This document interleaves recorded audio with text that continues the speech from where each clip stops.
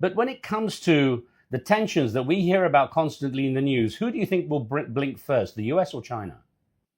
These are the two largest economies with two strong men in power, one projecting more power than another. The tariffs is not just about making America great again from the US perspective.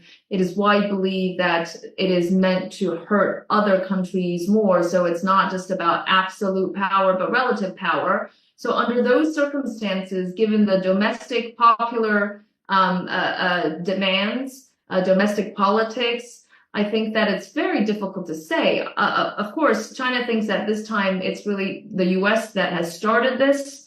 It believes that making concessions to Trump would only demand more from him, and that only with equivalent force on US companies to feel the tariffs, just like Chinese suppliers are feeling, will it bring the US back to rational discussion.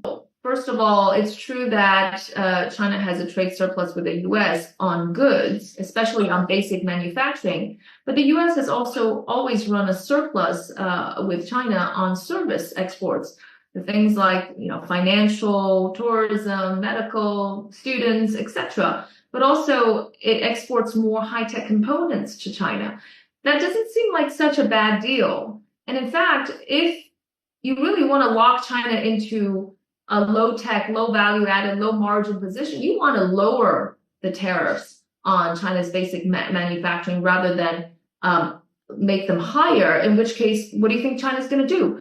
China's going to do more of the higher value-added because it's going to tariffs adjust and reallocate resources toward these advanced components, which goes directly head-on-head with the U.S. But more broadly speaking, it is an absolute fact that China has exported deflation to U.S. and especially beneficial to U.S. consumers at the lower income household level. If you look at the data in the last 20 years, all the rise in the price increases in the U.S. come from services, not from manufacturing. And that has tamed inflation and allowed for more investment and obviously greater capacity to growth. All of that is under jeopardy. Knowing the US as you do, what do you think are the Chinese exports that Americans could not live without?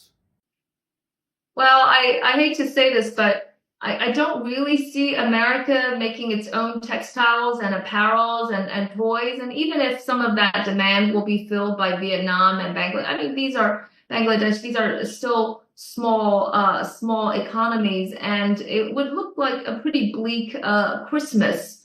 At the same time, China, it's true that the U.S. is not really no longer a great manufacturer, competence and capabilities. And the most important exports of China is not really just the final goods, the ones that I mentioned, but it's really inputs. If you look at the data again, China is the biggest exporter of auto parts to the U.S. But leaving that aside, all the inputs goes into firms' capacities and competencies. They raise productivity, they increase profits, and so this is going to lead to a profit squeeze for U.S. Companies, and they will be passed on to consumers. So it's not so much one single thing that they can't live with. It's actually all the intermediate products, which is a very complex portfolio of inputs, and they interact with each other, whether it's downstream or upstream. And all this efficiency is going to be upended. I think the irony is that they haven't understood that all of this is just a cycle of renewal. Soon enough, Chinese people will not be wanting to make these things either. The Chinese new generation have no interest in manufacturing jobs. There's a gap of 25 million job openings in manufacturing while there's huge youth unemployment. Guess what? They don't want to do that stuff. So it's all about time, all about a country's cycle. And when they become richer and it's the new generation, do you know what they want to do? They probably look more like Americans, wanting to be influencers. Actually, they already are influencers. They want to open their local coffee shops and restaurants and do more services. Service is only 50% of GDP in China, but over time that will increase. That would be a good thing for China as well as reducing international tension. So you just got to let a country play out the natural cycle, and a lot of these manufacturing will be shifted to other countries, although, of course, AI and robotics will pose a very different kind of question on that trend as well. So, if you were advising the current US policymakers, what would you tell them about the best way to engage constructively with China? Well, first of all, I think the US should not be fearing a comfortable China. It should be fearing a more constrained China. And I'll give you an example of the semiconductors. American lobbyists in the 1990s went to China and lobbied for more imports of American chips. Guess what happened? The whole industry in China stalled. Why would you want to plow a huge amount of resources and spend on research and innovation when you can comfortably import it from America? The sector only accelerated and filled in major gaps and capacities after the export controls and bans, and now it's near domestic sufficiency. Even with gaps, China is now fine. So I would say make China comfortable is a starting point. You shouldn't fear it. Of course, there is national interest in the national security stuff, the technologies that are very critical for military capacity. I mean, both countries' national security and security interests have to be respected. That is fine, but compartmentalize. There are areas in which you would need China to collaborate, especially if we have a looming global financial crisis on the horizon, now more likely than ever, on climate change, on many collaborative efforts, especially if there's a global pandemic. And the two central banks are going to have to talk to each other. I cannot see that the dialogue is going to end right there. With the way things are going, is a decoupling between the US and China inevitable? And if it does happen to any major degree, is it actually reversible? I think decoupling is too strong of a word and it's too broad as a concept. I first of all argue that the tech supply chains, advanced manufacturing, and semiconductor is on its way to bifurcation, one led by US, one led by China. Pivotal economies like Japan and South Korea want to have a foot in both. They don't want to just be in one camp, not only because of US unpredictability, but also because of opportunities that have arisen with greater tech autonomy in China. I think there will still be trade and degrees of normal investment in two countries. That is inevitable. But I think in certain areas, the bifurcation has already happened, especially in the parallel tech developments. There is no convergence to be seen there. But also, I want to just remind everyone that when China gained the most favored nation status in the 2000s, it wasn't about lowering tariffs. Tariffs are already very low. It was having eliminated all the possibility of a threat of a tariff war and from the US. And that has led to an expansion of capabilities, trade, and global innovation. Now that all of that is being reversed. Look, I think China has done remarkably well, despite all the challenges that it is facing. Sure, economically, it's still fragile. It hasn't had necessarily the best policies in the last few years and have gone a little bit off course into other directions. Yeah, that's true. But for the large part, 800 million people, maybe even more out of poverty, the infrastructure that you mentioned, and it's not even just traditional infrastructure. It's infrastructure for the future. It's the most advanced and most broad and most mature, expansive in China, the digital infrastructure. They're also helping other developing countries build that out. Yes, the tariff war is going to have an negative economic impact on China. But, the Chinese companies are very adaptable. They're very resilient. It's not a great thing, obviously. But even since Trump 1.0, they have sought alternative markets. They have moved production lines, but they've also even changed business models to suit the new world. Regionalization, fragmentation, block economics, and all that. And on top of that, look at technology. China was seriously worried that it will be choked off of these critical technological components after the export bans and controls. What's happening right now? Not only near domestic sufficiency, but countries the very pivotal countries, all at least having a foot in China's tech chain, goes to show that the danger is a lot less than what it was a few years ago. It is a resilient country. It is a country with many, many problems, just like other countries, but it is not really possible to say that you're going to stop China from advancing.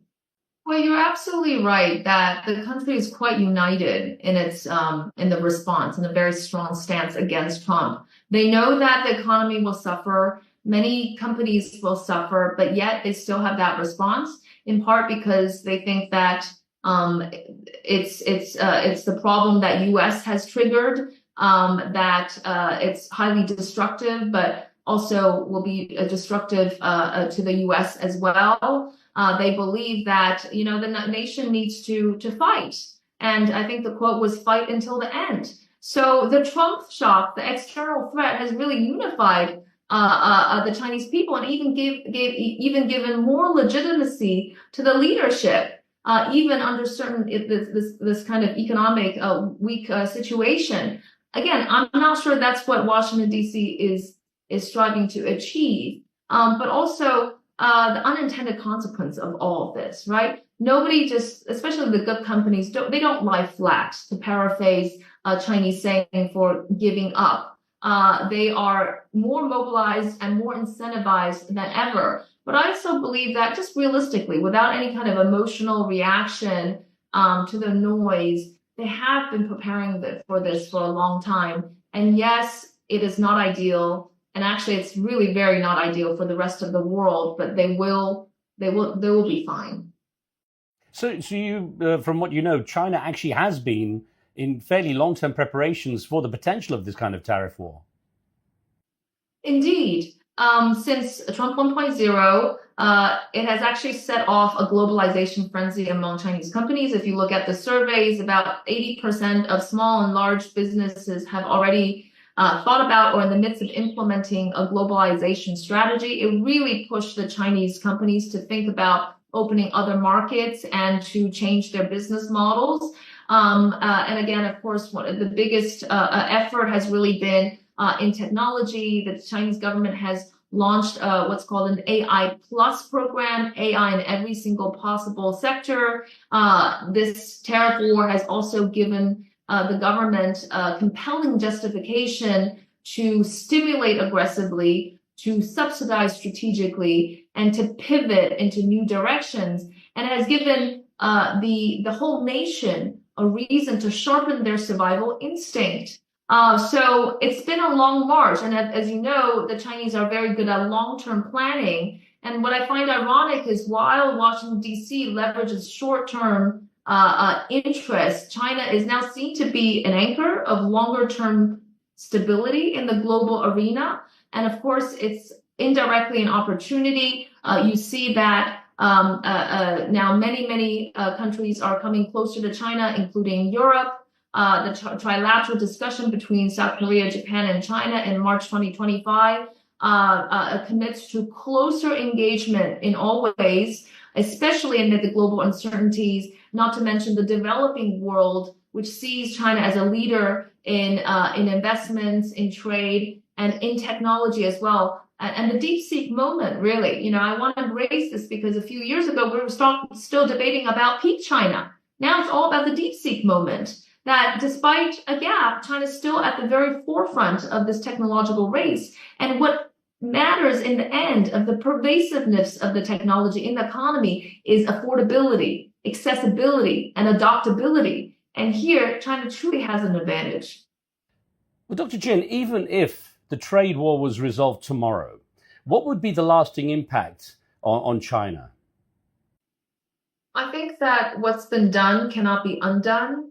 And many things are path dependent. Once you've gone down one route, it's very hard to come back because all of the massive fixed cost involved in building new factories, relocating to new places, the businesses planning, and also planning for uncertainty. It's a very complex process, especially when it involves so many different inputs and the interaction between inputs. And also just that really degree of trust, right? Once that's lost and confidence, it's very, very hard to rebuild. And I think where the world has been going in the last 10 years, since the global financial crisis, it really does indicate a very, very different trend.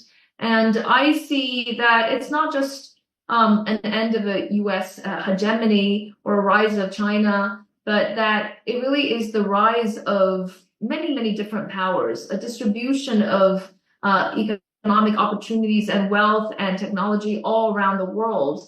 So we are in a different world. The rise of geoeconomics is very real. The fusion of geopolitics and technology and economics all meshed together is a very real thing. It is no longer just about efficiency. It is a much more complicated process. China's going to factor that in, but every other country is going to factor that in. Any kind of business with a long-term view will factor that in. And just like Brexit being very pretty much irreversible, I think this bifurcation is also as